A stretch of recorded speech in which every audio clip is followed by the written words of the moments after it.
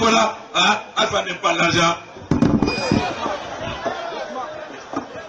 Voilà, chers compatriotes, c'est ce vieillard que même la vie est en train de quitter, que certains Guinéens inconscients, corrompus, nous présentent comme une personne sans laquelle notre pays ne peut plus vivre. La Guinée ne peut plus exister. On a absolument besoin de ce monsieur-là, de cet homme-là. Vous comprenez? Est-ce que nous devons permettre cela? Est-ce que nous devons laisser ces corrompus, ces inconscients, nous imposer cette momie durablement à la tête de notre pays? Les conséquences seront dévastatrices. Les conséquences seront énormes pour notre pays, pour toutes les futures générations de la Guinée. Voyons, prenons la nouvelle constitution.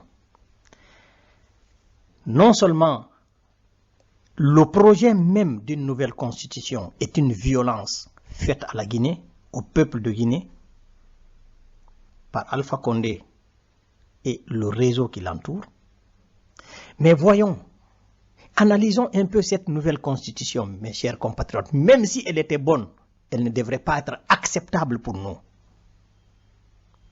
Regardons. Dans cette nouvelle constitution, si le référendum passe le 1er mars 2020, à partir de ce 1er mars 2020, et en vertu de la nouvelle constitution, nous avons, eh bien, la situation suivante qui se présente et qui s'impose à nous. Alpha Condé a supprimé la possibilité, c'est-à-dire l'imprescriptibilité des crimes économiques dans la constitution en vigueur jusqu'à ce jour, 18 février 2020. Les crimes économiques, les gens qui ont pillé notre pays, ces crimes économiques sont imprescriptibles, c'est-à-dire on peut poursuivre les gens qui ont détourné les biens de l'État, même 100 ans après. Même s'ils meurent, on a la possibilité, le jour où on a un gouvernement correct, le jour où on a des bons dirigeants, on a la possibilité de saisir les biens des gens qui ont volé les fonds publics et les biens publics, les gens qui ont détourné les biens publics. L'État a la possibilité de récupérer ces biens détournés et restituer au peuple. Ça a été supprimé. Vous savez ce que ça veut dire? Un dirigeant qui a fait 10 ans au pouvoir, qui a distribué des contrats miniers de gauche à droite, qui a distribué, qui a des terrains, qui a détruit des maisons des Guinéens, qui a déguerpi beaucoup de familles guinéennes pour prendre leurs terres au nom de l'État, céder à d'autres entreprises dans lesquelles eux-mêmes ils sont actionnaires. Ils cèdent ça à des entreprises immobilières où eux-mêmes ils sont actionnaires ou bien dont ils sont propriétaires. Après 10 ans de pillage, après 10 ans d'usurpation et de corruption semée en Guinée, de crimes perpétrés contre des Guinéennes, des familles guinéennes, Alpha Condé dit non seulement il veut rester à vie au pouvoir, mais les crimes du passé ne sont plus imprescriptibles. Donc, la poursuite des crimes du passé, c'est fini. Vous savez, c'est comme si le voleur lui-même devient le législateur. Une enquête donc pour corruption à propos donc du géant minier Rio Tinto présent en Guinée. Bonjour Claire Fage. Bonjour à tous. Alors quelles peuvent être donc les répercussions de cette enquête sur le déroulement du projet d'extraction énorme donc en Guinée? Oui, bien tout simplement des retards à exploiter Simandou. Sans doute les premières réserves de minerais de fer au monde, 2,5 milliards de tonnes, potentiellement 100 millions de tonnes par an, car les affaires judiciaires liées à Simandou sont à l'échelle du gisement guinéen d'ampleur mondiale. Déjà un arbitrage en cours à Washington entre l'ancien actionnaire israélien, PSGR, et l'État guinéen. On attend une décision peut-être cet automne. Et une enquête ouverte en Australie et désormais donc en Grande-Bretagne sur Rio Tinto, l'ancien opérateur de Simandou.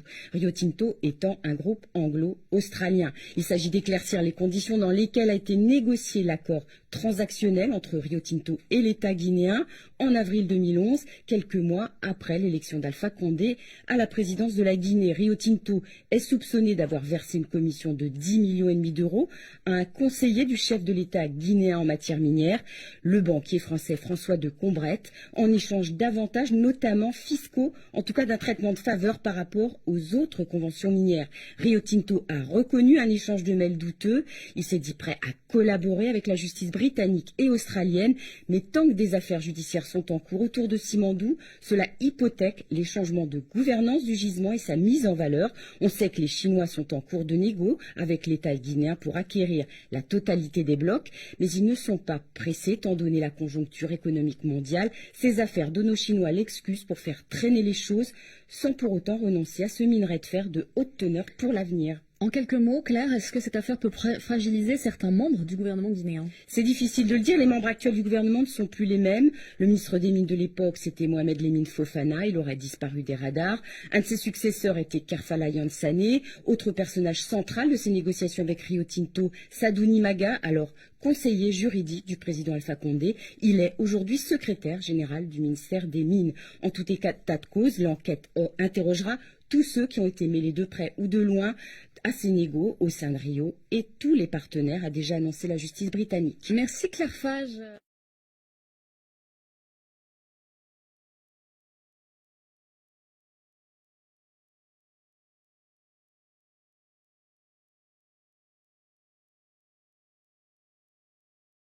Naturellement, quand le malfaiteur, le voleur devient législateur, il va faire des lois pour se protéger de lui-même. Et c'est bien ce qu'Alpha est en train de faire avec nous.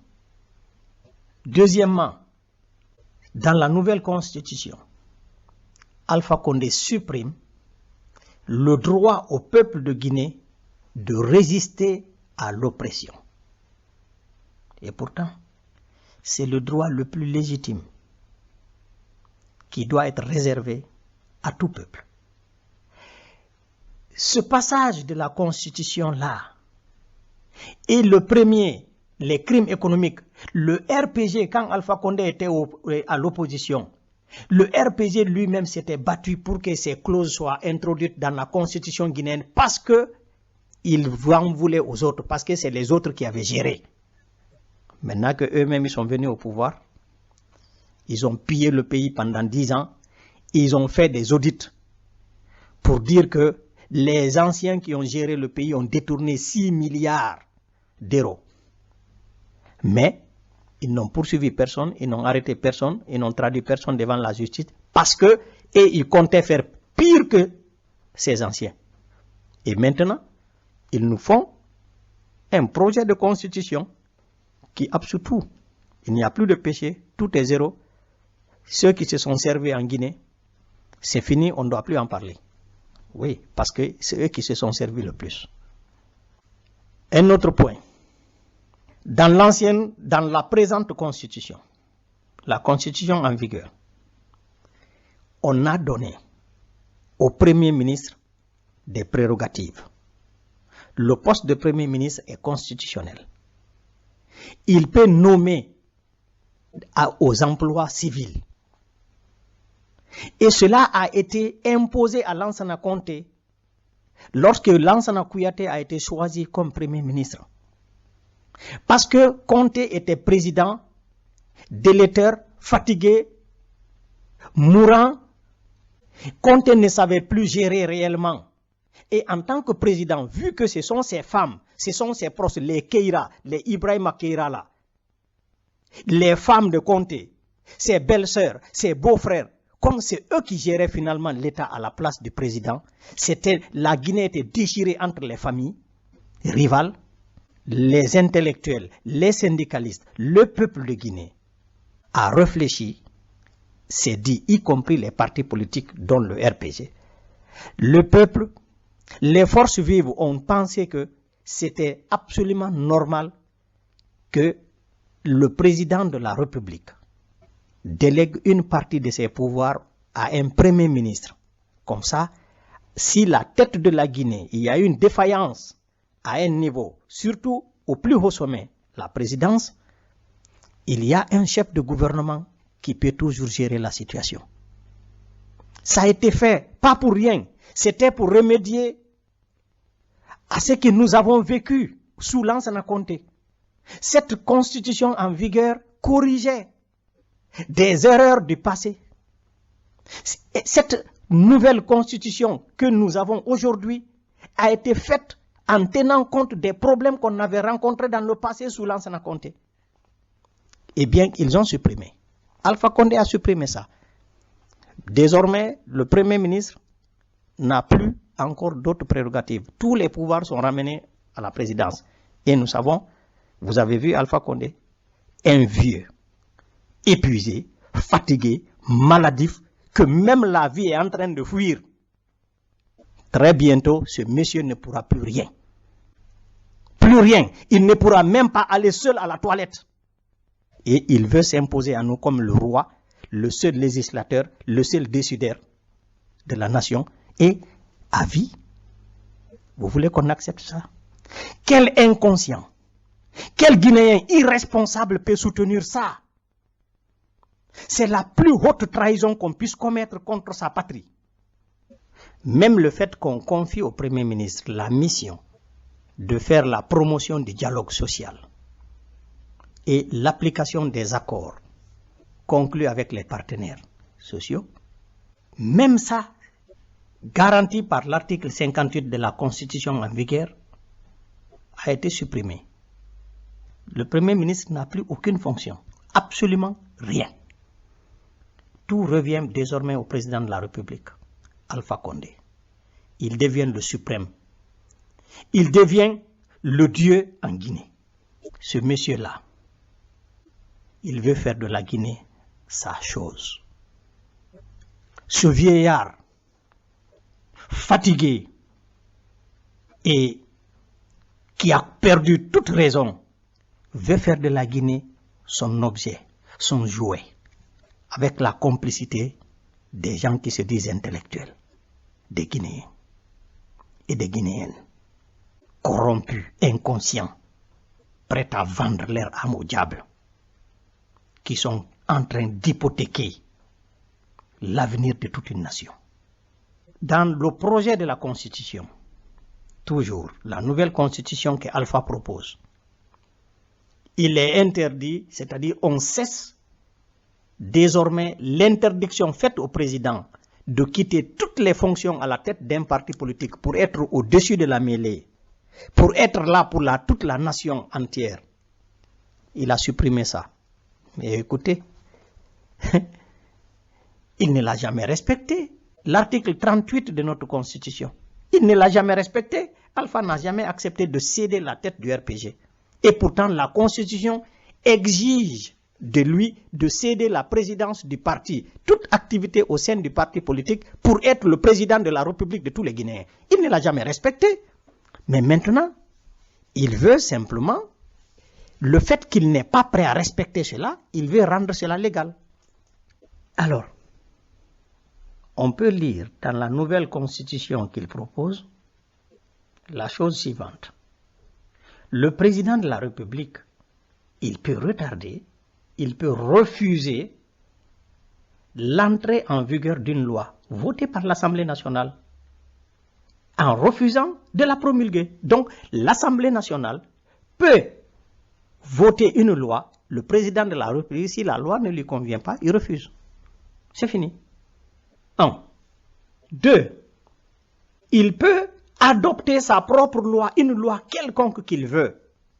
Il peut la faire adopter par la force, sans débat dans l'Assemblée nationale, sans amendement, ni vote. Le président peut, lui, il peut faire une loi, sans se référer à personne. Mais alors, dites-moi, mais pour quelle raison alors on doit faire des élections législatives? Pour quelle raison il doit exister un parlement encore en Guinée?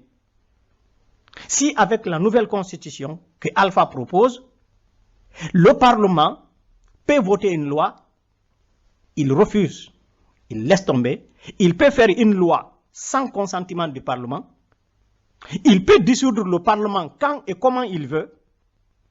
Mais le Parlement a quel sens maintenant ici? Écoutez, pour quelle raison on doit avoir encore une Assemblée nationale? Si elle prend une décision, elle vote une loi, le président peut l'effacer. Il peut l'ignorer légalement. Il peut refuser la loi que l'Assemblée a proposée. Il peut dissoudre l'Assemblée quand et comment il veut. Il peut lui-même imposer une loi, faire une loi comme il veut. Mais pour quelle raison alors l'Assemblée doit être là? Pour quelle raison on doit avoir une Assemblée nationale en Guinée? Pour quelle raison? Et le peuple de Guinée, prenez conscience. Est-ce que vous vous rendez compte de ce que ce vieillard veut faire de notre pays? Un autre point. La nouvelle constitution d'Alpha Condé rend légal le fait de créer, de former une milice privée. Il rend légal. Naturellement, il a des hommes cagoulés aujourd'hui. Il a des militaires cagoulés que personne ne connaît en Guinée. Donc c'est une milice au service d'Alpha Condé. On sait qu'il a eu des milices, il a entretenu la milice d'Onzo pendant longtemps. Malik Sankon a dit qu'il a 3000 miliciens, qu'il devrait élargir le nombre à 10 000. Il l'a dit publiquement. Et aujourd'hui, ils veulent rendre cela légal. Parce que ce qu'ils ont fait là, c'est condamnable. Ce n'est pas légal. Ils veulent rendre ce que eux ils ont déjà fait, ils veulent le rendre légal. Mais si c'est légal, ça serait pour qui? Pour eux. Je vous rappelle, chers compatriotes, que Alpha Condé, bien que notre constitution consacre le multipartisme intégral, il y a des conditions qui sont fixées par la loi pour créer et faire légaliser un parti politique en Guinée.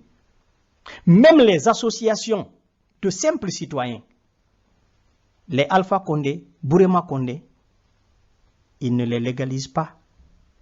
Si vous n'êtes pas une association d'obédience purement malinquée, il faut dire les choses telles qu'elles sont, et pas n'importe quel malinqué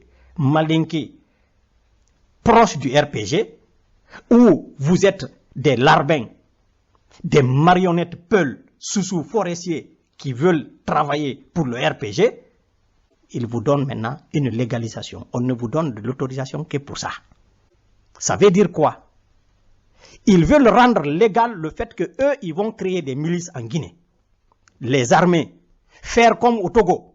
L'armée du Togo, tout le monde sait que c'est une milice au service d'une famille. Et c'est pourquoi la démocratie, elle est presque impossible au Togo.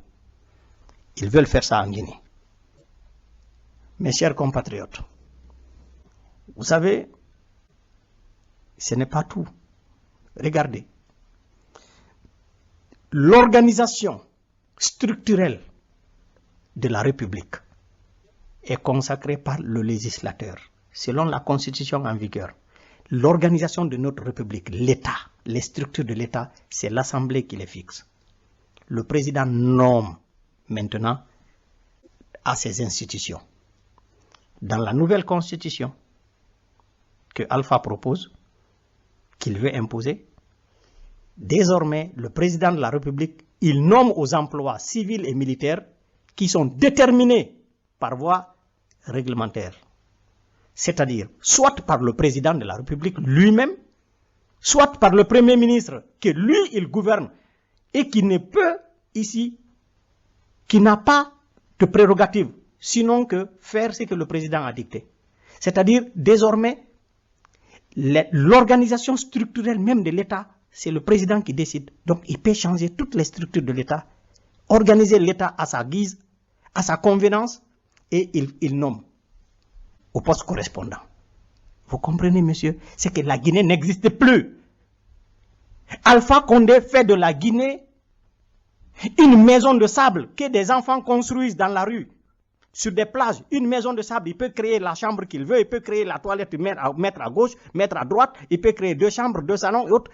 Alpha veut faire de la Guinée un simple dessin sur papier. Et il est soutenu dans ce complot criminel par des gens comme Kassory Fofana, par des gens comme Mokhtar Diallo, par des gens comme Malik Sankom, par des gens comme Amadou Damaro, qui a toujours parlé comme s'il serait un homme fier, un homme digne, qui se bat pour sa nation, un homme quelqu'un de personnalité. Ces gens-là soutiennent ce projet-là, qui détruit, qui dépièce la Guinée, qui met la Guinée, qui soumet la Guinée à la volonté et au caprice d'un homme inconscient, sans aucune moralité. Non. Je vais dire une chose à M. Alpha Condé et à ces Guinéens inconscients, corrompus, qui sont en train de soutenir son projet criminel, que ça ne marchera pas. Monsieur Alpha Condé, moi je suis Sadio Barry, tu m'as connu en 1989, c'est toi qui m'as recruté pour la première fois, j'étais étudiant. C'est toi qui m'as fait rentrer dans un parti politique pour la première fois. Je vais te dire aujourd'hui une chose. Si tous les Guinéens acceptent cette bêtise-là, si tous les Guinéens adoptent ça, moi je le combattrai, y compris par les moyens que toi tu as utilisés contre Lansana Conté si nécessaire. Jamais nous ne te laisserons faire ça avec notre pays. Jamais. Jamais nous n'accepterons ça. Nous combattrons ce projet, nous empêcherons ce projet ou nous allons te combattre par la force si c'est nécessaire. Mais on ne laissera pas passer ça. Il faut que cela soit clair. Ce que je voudrais dire ici, ce que je voudrais ajouter, le FNDC doit se réveiller, comprendre l'enjeu réel de la situation et du problème qui se pose à nous. Dire que nous allons empêcher ce référendum ne doit pas être un vain mot. Il y a des pays, il y a des nations qui ont été obligées d'aller à la guerre pour retrouver leur chemin, pour se libérer des griffes d'un groupe de bandits, pour avoir la liberté et la vraie démocratie. Les nations les plus grandes parfois ont été obligées de connaître ce chemin-là. S'il s'impose à nous, nous devons l'accepter. On ne doit jamais accepter, jamais, que notre pays soit pris en otage par un groupe de bandits incarné par ce vieillard que l'on appelle Alpha Condé. C'est que le projet de ce Alpha Condé, c'est le plus grand crime que l'on puisse commettre contre un État depuis que l'humanité a existé. Nous ne devons jamais, jamais laisser réaliser ça. Quel que soit ce que ça va nous coûter, nous devons empêcher ça. Il y a actuellement des campagnes. Mokhtar est en campagne partout dans le Fouta. Les Bantamasso font des campagnes à Mamou, à Pita, Mokhtar, à Boké, Kassory Fofana. Mais la population guinéenne, le FNDC, je n'arrive pas à comprendre comment ces gens peuvent être aussi libres de leur mouvement à l'intérieur du pays si nous voulons réellement empêcher ce putsch. Il faut vraiment qu'on entreprenne des choses.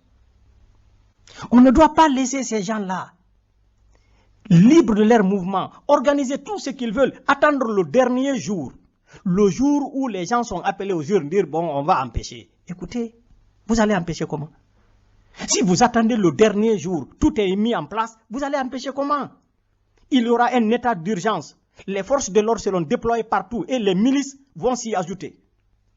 Même s'ils ont 10 personnes qui votent ce jour-là, ils vont promulguer les résultats, dire que le référendum est passé. Donc, nous devons maintenant prendre des précautions, remettre ces gens à leur place dès maintenant. Les Mouktars ne doivent pas être capables de se déplacer à l'intérieur du Fouta, d'une ville à une autre. Ils ne passent même pas par des hélicoptères, ils passent par la route. Mais pourquoi ne pas les empêcher? Quant à ces ministres, Peul, qui sont dans ce gouvernement d'Alpha Condé, et qui sont en train de jouer toutes les bassesses que nous connaissons, j'aimerais ici que les Peuls sachent une chose. Il n'est pas juste que l'on se mette à dénoncer Kassori, à dénoncer Malik Sankon. On cite Aboubakar Souma. On cite toutes ces personnes-là bafouées. Mais on a des Peuls dedans, pourquoi ne pas les citer eux aussi? Écoutez, Amadou Tamaro, bafoué, Kassori Fofana, Malik Sankon, Bantama Sow, Kerno Ousmane Diallo, Mouktar Diallo, Boubacar Bari, Pompanopi, Taran Diallo, ils sont tous criminels, ils sont tous au service de ce complot contre l'État guinéen. Et quant à Kerno Ousmane Diallo, Mouktar Diallo, Bantama Sow, Boubacar Bari, toutes ces personnes, autant que je sache, habitent Kaporo. Tous les crimes commis contre la population de Kaporo, eux-mêmes leurs familles vivent à Kaporo. Et vous savez, les notables du Fouta ont mis les ministres là, ils ont commissionné les ministres Peul à Alpha Condé de dire à Alpha Condé ce qui est en train de se passer contre leur communauté. Mais ce que les notables n'ont pas fait, c'est de les mettre en garde. Si vous voyez que les forces de l'ordre viennent à 1h du matin, à 2h du matin, à 4h du matin, à 5h du matin, dans une famille ciblée, elles viennent, elles investissent un domicile. On brise les portes. On s'attaque aux vieilles femmes. On tue les enfants. C'est parce que ces familles ont été indexées. Et qui les indexe? C'est les Mouktars. C'est Bantama Sow, Mouktar, Boubacar Bari. C'est leurs propres parents. Kerno Ousmane Diallo. Ils utilisent leurs familles. Ils utilisent des enfants qu'ils recrutent dans les quartiers Peul pour indexer les autres Peul. Il faut les mettre en garde. Il faut que cela s'arrête. Il faut que vous arrêtiez d'utiliser vos parents, d'utiliser vos familles, d'utiliser de l'argent, corrompre des enfants Peul pour indexer d'autres Peul qui résistent à ce régime-là. Vous mettez fin à ça, s'il vous plaît. Nous en avons assez. Vous n'allez pas continuer à indexer les enfants de la communauté Peul à des ennemis du Peul, ceux qui sont là armés pour tuer des enfants Peul. Vous utilisez vos enfants, vos parents pour indexer des autres familles Peul à attaquer militairement. Ça va se retourner contre vous. Un jour, ça se retournera contre vous. Eh bien, je vous invite. Prenez l'argent de Alpha Condé. Bouffez l'argent de Alpha Condé. Mais cessez d'indexer les familles Peul à tuer. S'il vous plaît. Arrêtez ça. Et vous savez, chers compatriotes, le Parlement européen a pris dans sa dernière résolution, a fait des recommandations, a condamné les crimes perpétrés contre la population guinéenne et ils ont dénoncé le projet criminel de Alpha Condé. Ils ont fait savoir qu'ils pourraient prendre des mesures de sanctions ciblées contre les promoteurs de ce troisième mandat et Alpha Condé. J'espère qu'ils le feront le plus tôt possible. Parce que, en réalité, une députée européenne a expliqué le contrat qui existe entre l'Union européenne et la Guinée avec tous les pays qui sont dans les accords de Cotonou là. Mais, écoutez, il y a eu des erreurs qui ont été commises par la communauté internationale et par l'opposition guinéenne sous Alpha Condé. On fait des aides au développement. La communauté internationale, vous dites aide au développement. L'aide au développement n'arrive pas aux populations si le régime en place n'est pas démocratique, si le régime en place n'est pas, si on n'a pas un état de droit, si ceux qui gouvernent ne respectent pas les lois, votre aide au développement n'arrive jamais aux populations. Vous êtes en train de sponsoriser les dictateurs et de les rendre forts, c'est tout. Vous les enrichissez et vous les rendez forts. Vous n'aidez pas la population.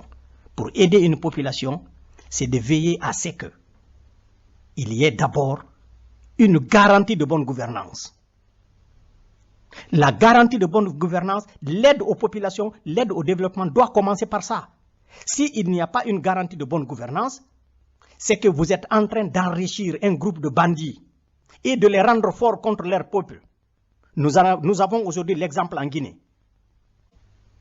La réforme des forces de l'ordre, vous avez payé l'Union européenne, les États-Unis et le Canada, la communauté internationale, vous avez payé beaucoup d'argent pour la réforme des forces de l'ordre en Guinée. La réforme des forces de sécurité, qu'est-ce que vous avez fait? Vous avez permis à Alpha Condé de constituer une milice tribale anti-Peul. Vous êtes complice de ces crimes qui sont perpétrés directement contre la communauté Peul. Parce que vous avez aidé Alpha Condé à réformer les forces de l'ordre en recrutant une ethnie. Et désormais, il semble d'ailleurs que dans les bulletins de recrutement, désormais, il y a la remarque, la personne qui doit être recrutée, si elle est malinquée, si elle est Peul, si elle est forestière, il semble qu'ils ont ça maintenant. Ce qui n'existait pas avant en Guinée. Ce qui n'existait pas. Un système duquel le Rwanda a décidé de sortir. Il ne faut plus faire la différence entre Hutu, Tutsi. Il ne faut pas identifier les gens comme Hutu, Tutsi ou autres. En Guinée, Alpha Condé vient instaurer ça parce qu'ils ont voulu coûte que coûte ethnocentriser, tribaliser l'armée, tribaliser la police, tribaliser la gendarmerie, tribaliser les hautes fonctions de l'État. C'est ce qu'ils ont fait. Les forces réformées en Guinée, avec vos fonds, ce sont ces forces de l'ordre-là qui prennent aujourd'hui des femmes en otage. Ces gens-là, ils utilisent les femmes innocentes, des femmes fragiles, des nourrices. Ils s'en servent comme bouclier. C'est ça, c'est la réforme que vous avez financée? Non.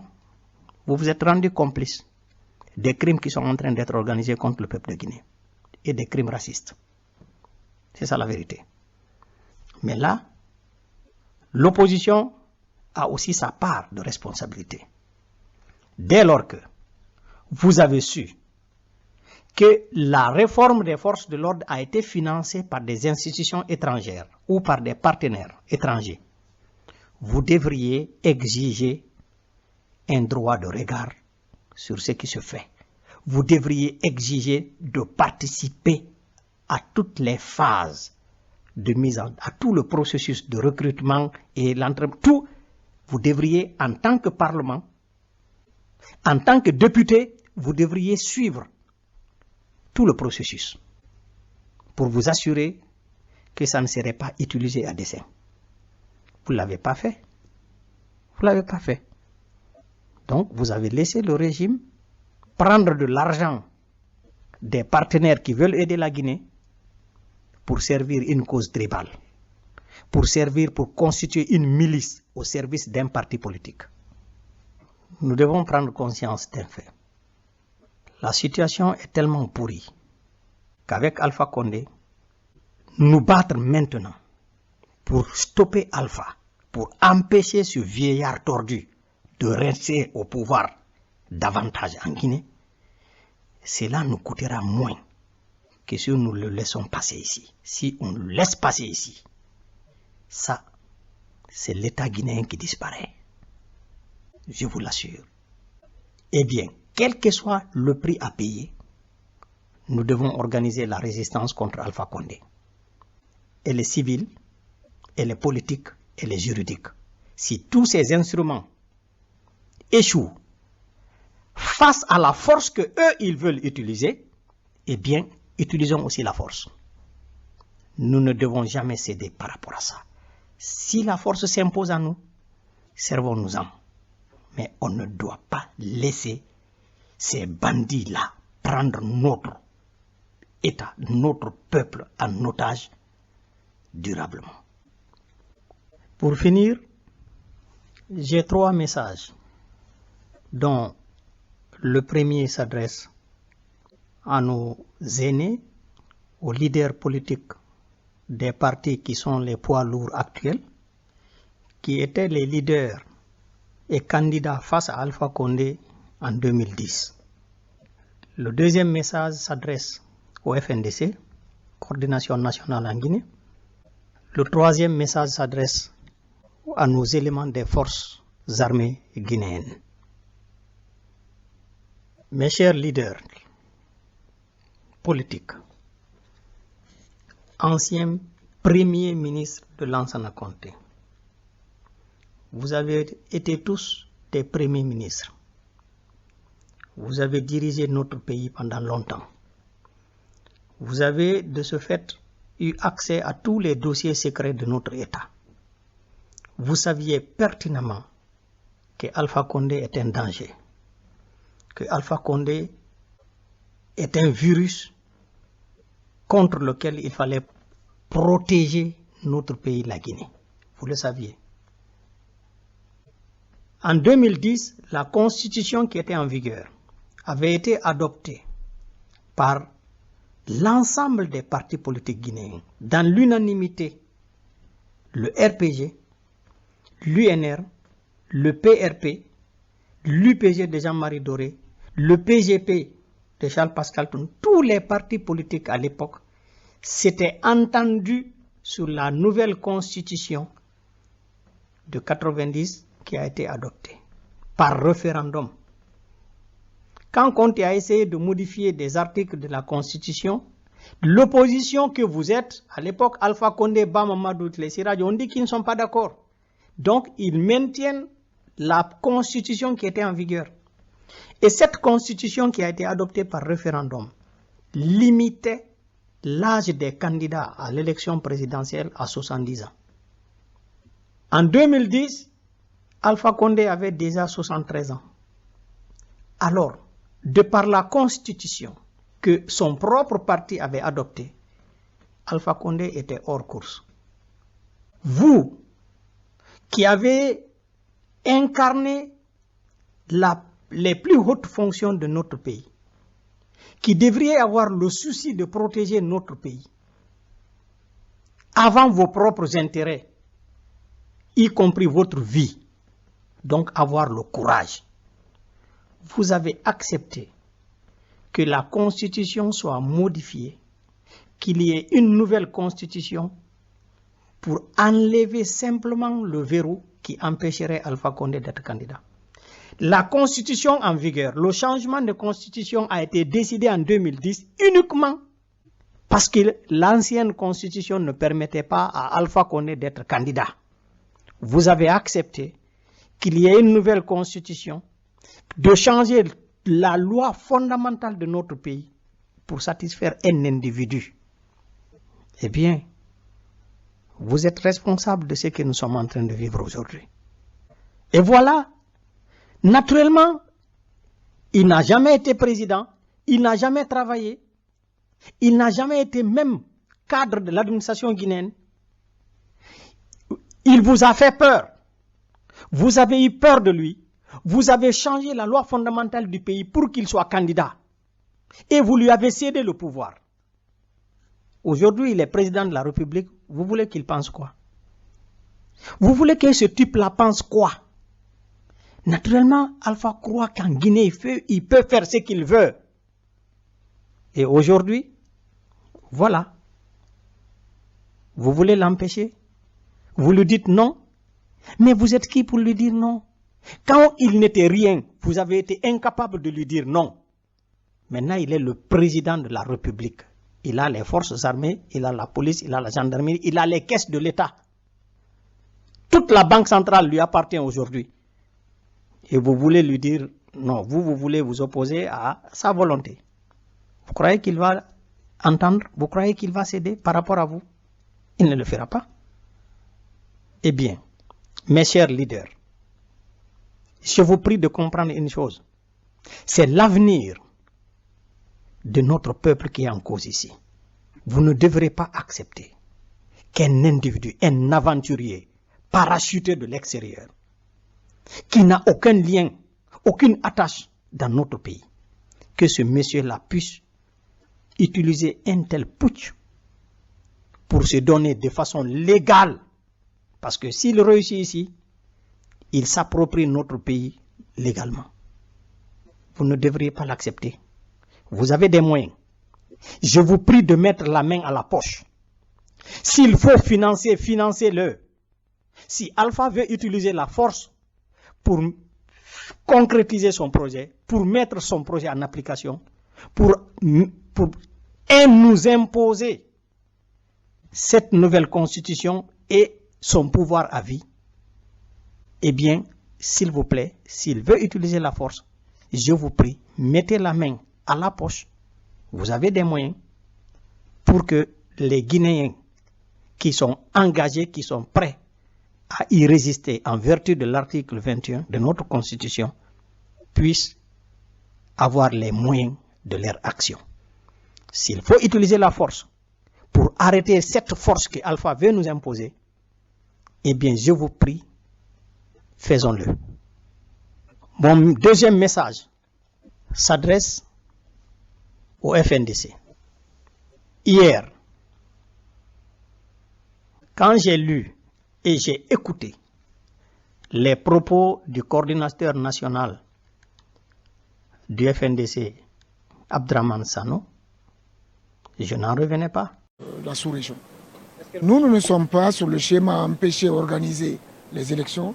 Nous nous disons, le FNDC, il n'y a pas de troisième mandat.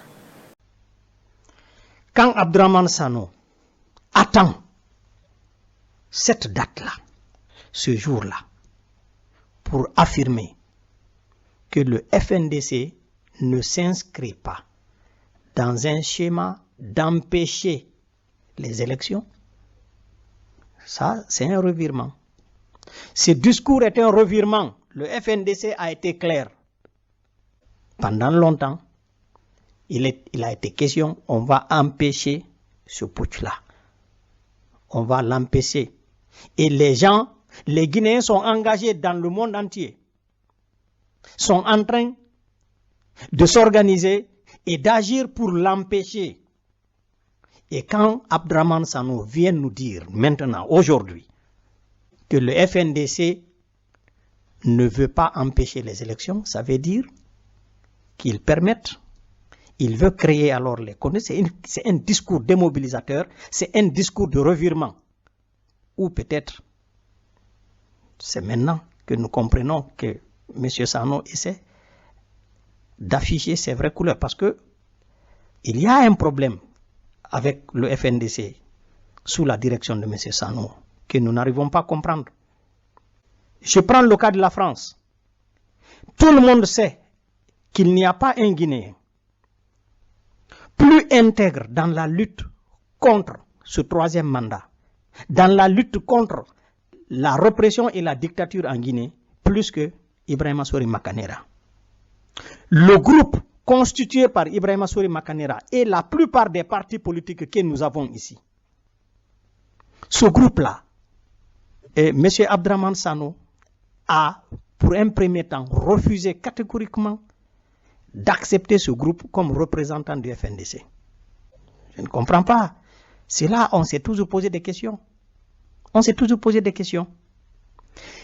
Monsieur Sano, les gens, le groupe, les personnes que M. Sano a cooptées comme représentant du FNDC officiel en France, il a voulu imposer ces gens-là. Il a fallu que les Makanera, nos différents partis résistent pour refuser ce dictat. Les gens que Sano a cooptés comme représentants officiels du FNDC qu'il a voulu faire, dont il a voulu faire des responsables du FNDC en France, ce sont ces gens-là. Le 8 février 2020, ce sont ces gens qui sont allés avec le fils de Baïdi Haribo. Baïdi Haribo, qui fait arrêter les militants du FNDC à Kaloum, les fait torturer et les met en prison. Les gens qui collaborent avec Sano, que Sano reconnaît comme représentant officiel du FNDC, ces gens-là sont allés en compagnie du fils de Baïdi Haribo pour agresser les militants du FNDC qui ont répondu à l'appel du collectif contre l'impunité qui partait dénoncer, qui manifestait contre Baïdi Haribo et les biens illégalement détournés en Guinée. Le fait que, en réaction aux agissements de Baïdi Haribo, le collectif contre l'impunité a appelé à une manifestation devant le domicile caché de Baïdi en France, le fils de Baïdi et les représentants du FNDC que Sano a coopté, ceux que Sano a voulu coûte que coûte imposer en France comme représentants du FNDC, c'est eux qui sont allés agresser les autres membres du FNDC, qui ont répondu à l'appel du collectif contre l'impunité. Donc, je ne comprends pas. Alors, quand M. Sano affirme aujourd'hui que le FNDC ne s'inscrit pas dans le schéma d'empêcher les élections, c'est un nouveau discours. Et c'est un discours qui doit nous interpeller. C'est un revirement ou bien une forme d'aveu. J'aimerais très bien que les leaders politiques fassent attention désormais à ça. Nous devons faire attention, beaucoup faire attention, parce que depuis longtemps, on nous dit que le FNDC est infiltré. Depuis longtemps, on nous le dit. Alors, j'ose croire, j'espère que M. Sano n'a fait qu'une erreur de langage ici. Parce qu'on ne peut pas empêcher le troisième mandat autrement qu'en empêchant le référendum qu'ils avaient promis d'empêcher. Si on ne s'oppose pas au référendum, on ne peut pas empêcher le troisième mandat. D'après les informations que nous avons reçues, Mouktar Diallo, Pantamasso et les promoteurs du troisième mandat sont en train de sillonner le Fouta, proposer de l'argent aux pères de famille par tête, par votant. Les pères de famille reçoivent de l'argent s'ils font voter les membres de leur famille. Ils reçoivent de l'argent pour cela. Bon. Et il y a d'autres informations selon lesquelles maintenant ils vont dans les maisons, eux-mêmes ils apportent les bulletins. Les gens prennent l'argent, ils les font voter, on coche, on fait voter les gens déjà dans la maison et eux ils partent avec les bulletins. Ça veut dire quoi? Nous devons, dans tous les cas, empêcher la tenue du scrutin le 1er mars pour que le pouvoir là ne puisse pas nous présenter un résultat électoral quelconque. Pour qu'il ne puisse pas prétendre qu'il y a eu des élections, il faut empêcher la tenue du scrutin le 1er mars en Guinée. Nous devons résister à ces bandits. Aujourd'hui, nous n'avons plus d'autre choix que de nous lever et lutter contre ces gens, y compris par les moyens qu'ils utilisent pour arriver à leur fin. La Constitution guinéenne, dans son article 21, nous donne le droit de nous opposer à l'oppression, de résister à l'oppression et aux tentatives de la prise de notre État en otage. Si ça doit provoquer des bagarres en Guinée, nous devons l'accepter si on nous l'impose. Mais il ne faut pas reculer ici, laisser ces bandits arriver à leur fin. Mon troisième message, je m'adresse ici aux membres des forces armées guinéennes. Chers compatriotes, vous avez prêté serment. Votre rôle, votre raison d'être, c'est la protection et la défense de notre État, du peuple de Guinée. Aujourd'hui, la plus grande menace qui pèse sur notre pays, la plus grande menace qui pèse sur notre peuple, c'est M. Alpha Condé et son projet. de putsch constitutionnel. Vous, militaires, on vous interdit désormais de faire des coups d'État. Comment est-ce que vous pouvez croiser les bras face à un civil, face à un vieillard sans intégrité morale, de venir perpétrer un coup d'État et mettre la main sur nos ressources et sur notre pays? Comment pouvez-vous être tranquille avec votre conscience en observant cela?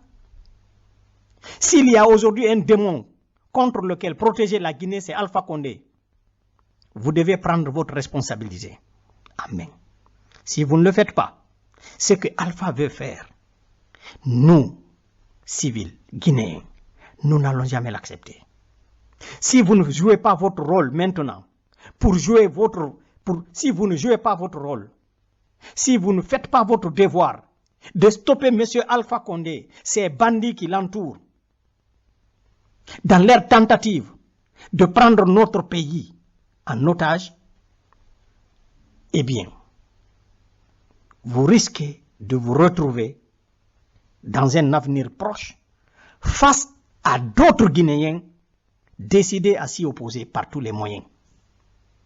Vous allez mettre votre vie en danger en mettant la vie d'autres Guinéens en danger. Parce qu'il y aura des gens qui seront prêts, cette fois-ci, en vertu de l'article 21, à offrir leur vie pour défendre notre pays, pour défendre la République de Guinée, pour défendre le peuple de Guinée et empêcher que ces bandits de grand chemin ne le prennent en otage. Je vous remercie.